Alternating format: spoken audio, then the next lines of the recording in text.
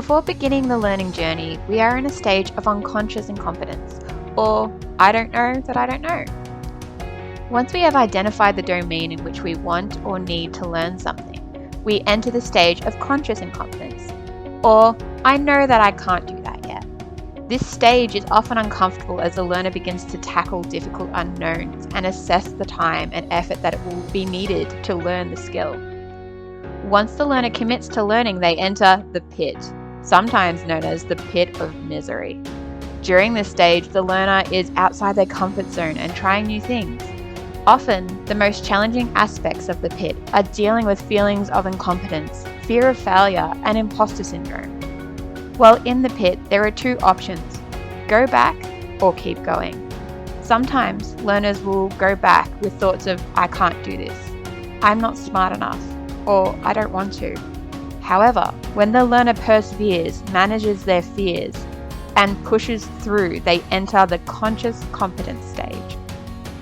This stage is when the learner can apply the skill or knowledge that they have learned, but they need to apply significant conscious effort when doing it. The more the learner practices in this stage, the more likely they are to move to the final stage, unconscious competence.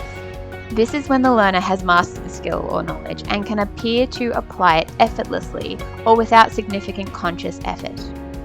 An example of this would be learning to drive. As a child, you don't know that you can't drive and you don't really care. This is unconscious incompetence. Conscious incompetence is that moment when you first sit in that driver's seat as a teenager and you don't know what the buttons and levers do. The pit in this situation is bunny hopping around an empty car park, applying the brake too hard, and bouncing off the gutter while trying to park. Conscious competence in this situation is being able to drive on the road safely, but having to consciously focus on every aspect of the task. For example, this would be checking the speed, checking the mirrors, turning the blinker on, remembering to check that mirror again, and then slowly merging across, going through each step consciously. Then you reach unconscious competence, which is driving to work, getting out of the car, and realize you drove the entire way safely with no memory of how this trip was done. It's all done on autopilot. This process is known as the learning line, where practice leads to proficiency.